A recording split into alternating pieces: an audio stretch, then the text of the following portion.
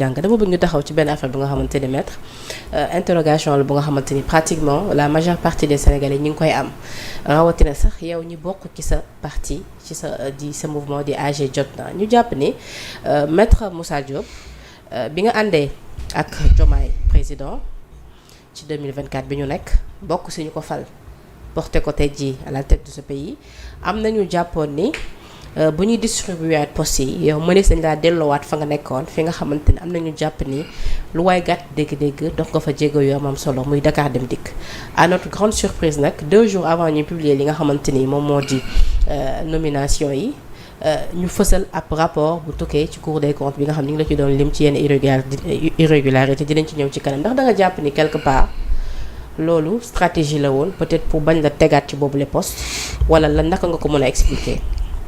Merci beaucoup Penda pour leeral Sénégalais yi du transport rek laa mën a gérer je suis juriste d'affaires j'ai une licence en droit des affaires et fiscalité j'ai 2 maîtrises en droit affaires internationales j'ai une maîtrise en fiscalité j'ai un diplôme d'études supérieures spécialisé en droit des affaires et fiscalité je suis avocat de profession et j'ai 20 ans d'expérience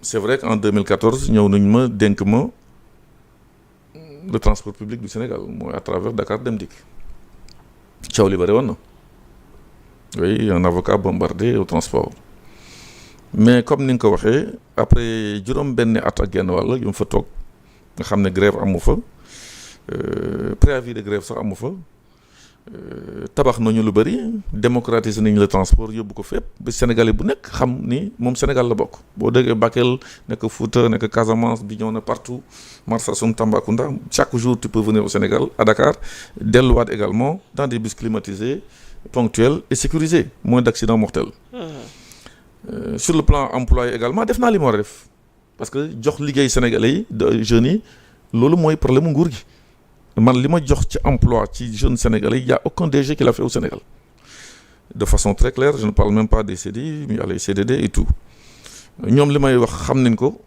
su fekkee nag comme ni nga ko waxee à 2 jours des trucs parce qu'il y a eu beaucoup de coow je me souviens très bien c'était vers le 30 avril là coow lu bëri génne un rapport boo xam ne c'était sous Macky Sall bu fekkoon mën nañ ma téye ci rapport boobu wala épingle ma loo xam ne dama luubal xaalis Macky Sall du ma luppee parce que maag moom c'était la guerre je fais partie des rares collaborateurs du président Macky Sall avec tous les avantages que j'avais que j'ai pas envie de dire ici sur ce plateau Sénégal xam nañ ko. loolu dinañ ci ñëw. non c'est pas la peine ma koy tudd parce que ma tuddee ñenn ñi dañuy daan à la renverse quoi. dégg nga vous voyez tous ces avantages. Oui. Mais xooluma ko Sénégal laa xool bu président bëggee def lu mu war dama ko ne non ànduma ci mais dinañ naan mais ndek kii est-ce que wér na mbokk yi dañ ko téye. C'est vrai qu'avec un salaire de 5 millions net par mois, tes avantages au niveau social, au niveau de ta santé, de ta famille, véhicule de fonction, ak yeneen yoo xam ne jaruñu ci la il faut nga réfléchir ak fu réew mi toll. Mais malgré ça dans les yeux j'ai dit au président Macky Sall li nga bëgg a def man d'accord mu ci ànduñu woon pour lii il m'a limogé je suis parti donc man jiirewuma place buuxantewuma kenn les gens ont voulu dire que Moussa pourquoi duñ ko delloo Dem Dikk mais man j'ai déjà fait mes preuves à Dem Dikk Penda. kon bëggoon ñu delloo la fa. non man def naa samay preuves. mais buñ la fa delloo woon nga jël maître. xam nga man. oui je vais dire une chose. yow xam nga sama tempérament sur certaines choses man du ma comme nu ko sama xarit daam di waxee layam sur certaines choses. je pense que j'ai fait mes preuves à Dem Dikk. je suis un juriste. J'ai aussi des ambitions politiques. C'est pourquoi j'étais candidat à la présidentielle. Du parrainage Momotier, parce que le Conseil constitutionnel, la décision, elle est là, je l'ai ici, qui dit que vous nous avez donné tant de parrains. Du affaire de caution Momotier, c'est parce que j'étais en prison de façon arbitraire.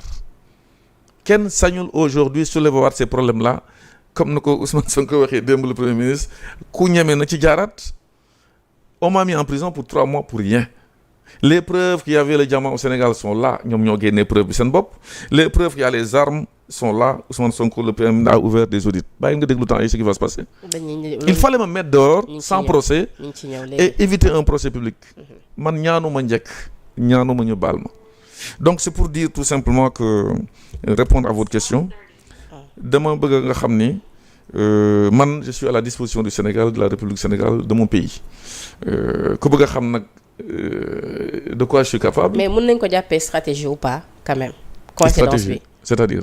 2 jours avant ñu publier li nga xamante ni moom. je ne peux pas le dire ainsi je ne peux pas le dire ainsi parce que ces rapports ont été dressés sous le président Macky Sall xam nga lu ma neex ci rapport bi man le 9 décembre 2023. mais am na ñu la jege ñu jàpp ni ndigg sarax lañ la tegal. 9 décembre 2023. dañ la bañoon rek delloowaat ca dem dikk moo tax yëf yi génn moment boobu. tout est possible en seulement politique.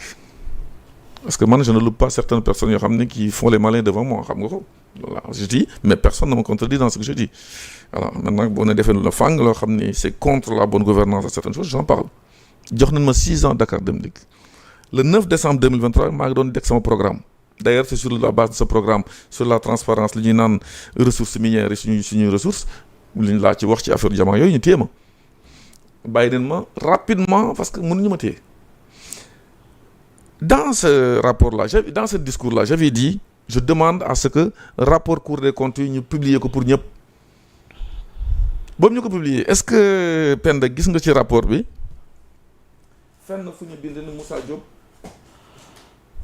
dafa détourné xaalis le rapport est là.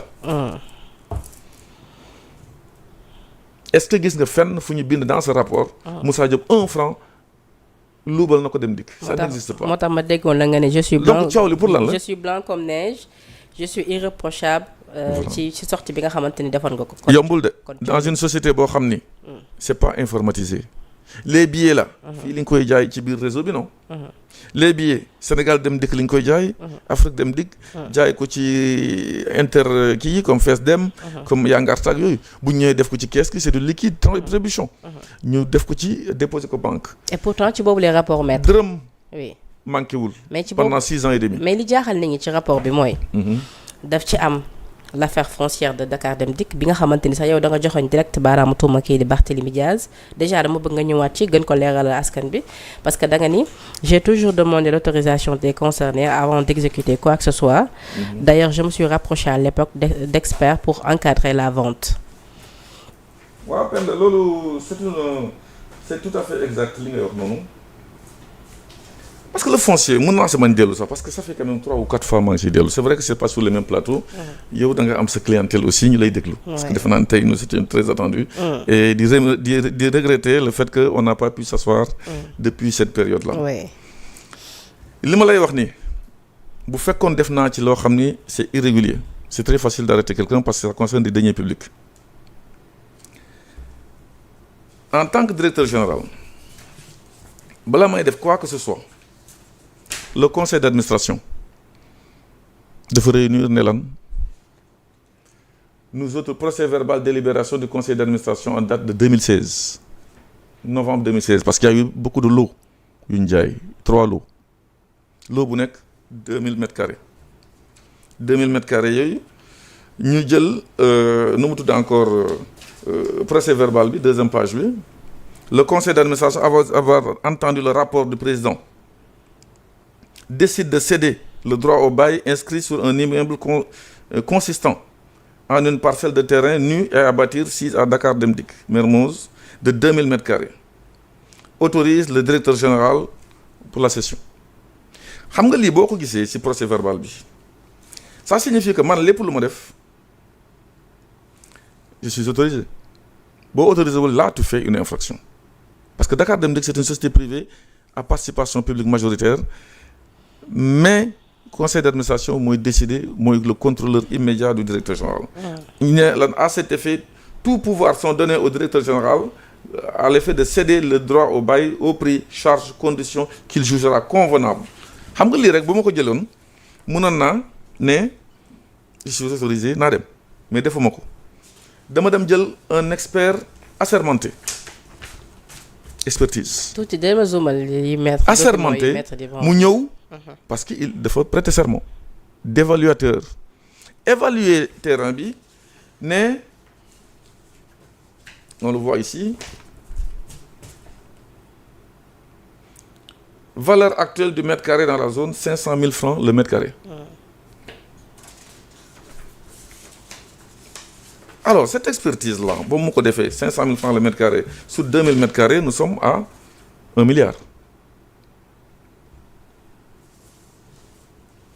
loolu ba mu amee vous voyez que 3 entreprises se sont présentées 3 entités benn bi c'est une banque ñu bëri duñ ko tudd je ne sais pas pourquoi mais ñu ngi ci benn bi rek am nañ ñett bu njëkk bi fay nañu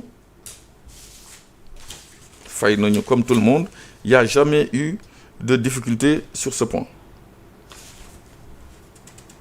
et d'ailleurs tur bi laa bëgg rek nga gis ko sur ce document bi pour wane ni tout a été fait dans les règles de l'art et devant notaire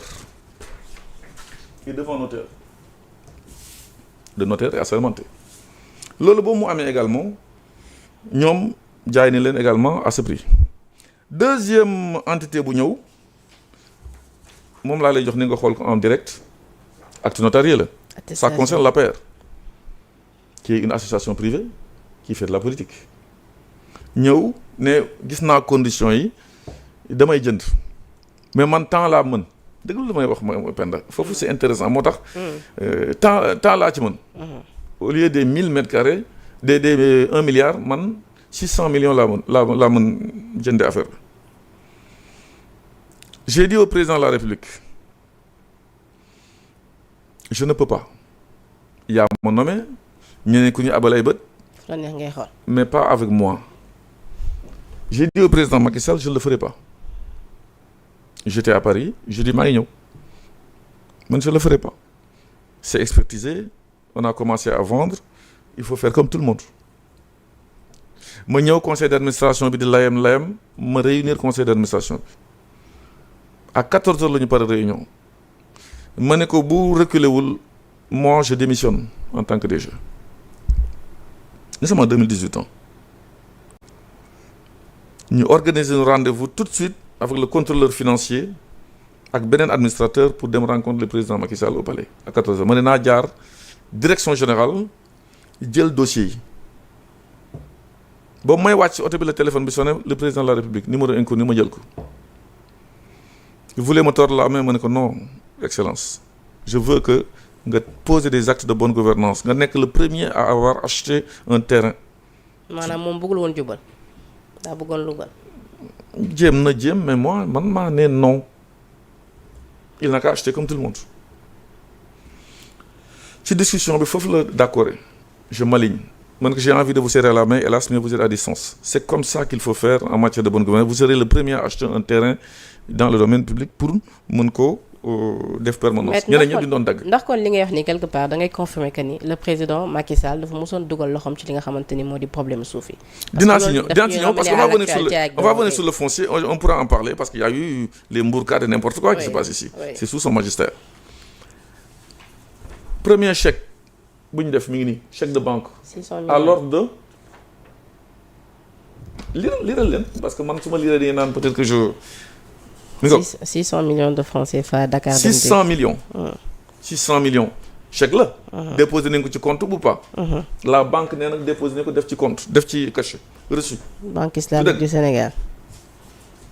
deuxième muy ñaar 600 millions foofu donc dugg na ci compte bi donc Dakar Dem Dikk jot na ko. c'est sur le compte Dakar Dem Dikk. deuxième chèque bi mi ngi nii verrou au milieu kan moo ko émettre. bii chèque de banque la ban mooy émettre chèque bi di nga gis turu borom chèque bi. mais bii nag tirage bi mais dafa flou de man. ci digg bi ci suuf. Alliance pour la République. Alliance pour la République jël seen chèque bopp def un chèque de 178 millions. Le chèque de 178 millions dugg na ci compte bi wala duggul ci compte bi. la banque nee na effectivement ça a été encaissé. waaw mu ngi nii. du dëgg. 178 millions. cachet banque mi ngi ci. oui. donc 178 millions ak nu mu tudd 600 millions. le reste là 222 millions. ils ont fait leur cotisation au niveau des cadres moom la ñu doon def noonu 222 millions. 222 millions yooyu dugg na ci compte Dakar Dem Dikk ou pas. dugg na ci mu ngi nii. xoolal cachet banque bi. remettant Mohamed Lamine Ndiaye. 222 oui, c'est le chef comptable. Sénégal, oui. 222 millions 178 millions plus 600 millions ça fait 1 milliard c'est pourquoi lorsque Barthélémy Dias s'est levé mon cher ami dal di naan wéy dañ ko jox gars yi gratuitement y a pas eu de session indi fa coow bu rëy j'ai dit à mon ami attention fi nga jëm parce que vous avez affaire non du DG rek nga am affaire il a affaire à un avocat. D'accord léegi. pour donc pas... leer na. oui. qu'ils ont encaissé beneen titre foncier mi ngi nii dama lay jox rek boobu chèque la rapidement résolution également par chaque parcelle du conseil d'administration. Chèque bi bu ñu déposé bu ñu fay mi ngi nii 1 milliard 800 millions. bi c'est pour une superficie de 3000 mètres carrés. c'est ça moo tax mu nekk 1 milliard 800 millions. toujours à dire d'experts xaalis boobu dugg na ci compte yi wala duggul ci compte bi banque bi nee na nous l'avons bien reçu encaissé. donc bu ñu nee di ma accuse de certaines choses moo tax boobu ñu eggee bi ci buntu tribunal bi rek Barthélémy Dias dafa def. 1 milliard 800 millions. voilà banque bi nee na effectivement nous l'avons reçu moo tax dans le rapport que vous voyez ici ils en parlent nee nañu effectivement l'argent destiné au foncier de Demdik tout est rentré dans les comptes voilà donc vous voyez. man sa rapport waxul ne Moussa Diop jël na 1 franc de Demdik soxlawuma ko woon j'étais pas venu pour l'argent d'ailleurs li ngay wax noonu léegi mooy c'est bizarre que koo xam ne toppee wuñ ko benn détournement. benn surfacturation. oui mais cour bi quand même. non détournement la. oui xam nga luubal xaalis. mais am na ay reproches. non mais c'est normal. waaw bëri nañu la reprocher. yow boo jógee tey man ma nekk boucher. oui nga may reprocher nga may ree quoi di ma naan dama dagg sama loxo ak couteau ma nekk boucher c'est parce que tu n'as jamais travaillé avec un couteau. ceux qui parlent là di naan bon j'ai acheté par exemple des véhicules de fonction dans un car-plan. autorisé par le conseil d'administration également. au cadre que j'ai trouvé qui marchait à pied. foofu la reproche yi. taxawal foofu nag ñëw àcc ñëwal sax nga ni ñu ne la cour reproche au DG d'avoir acheté pour lui un véhicule Nissan Patrol d'un coût de 58 millions de francs CFA. d'avoir acheté un Nissan oui Patrol d'un coût de 58 millions francs CFA. Pour le secrétaire général un véhicule Toyota Prado d'un coût de 38 millions francs CFA. Pour les directeurs, un véhicule Hyundai Santa Fe 2019 d'un coût de 27 500 000 francs CFA. Pour les chefs de division, un véhicule Hyundai Tucson d'un coût de 19 500 000 francs CFA. Et les autres cadres touchés d'un véhicule Hyundai Creta d'un coût de 14 500 000 francs CFA. Alors, gis nga lu nekk da nga koy def dans son contexte man on ne me reproche pas de détournement donc il y a aucun enrichissement pour moi. Je trouve des directeurs Dakar Dem Dikk créé depuis 2001 qui marchent à pied alors que ñooy transporter tous les Sénégalais. Penda pour dugal Sénégal 24 milliards ban DG moo ko mën mës nga dégg fi mës nga dégg un ministre dugal ci ministère am 24 milliards nga xam ne moom moo ko dem toppatoo. fii 24 milliards pour dugal ko fii ci entreprise wala ci Sénégal c'est le président de la République mooy jaar prêt constitutionnel banque mondiale bi baad ak yooyu wala mu dem ci eurobond yi du dëgg moi je l'ai fait pour Dem Dikk ma ñëw fekk un accord d'entreprise qui est là bu wax ne d'une part que lorsque les conditions le permettent il faut mettre les cadres dans de bonnes conditions c'est voté par le conseil d'administration autorisé ko donc DG ñi fa nekkoon mënuñu ko parce que les conditions financières n'étaient pas optimum ñu ne aussi les salaires des conducteurs et des receveurs il faut les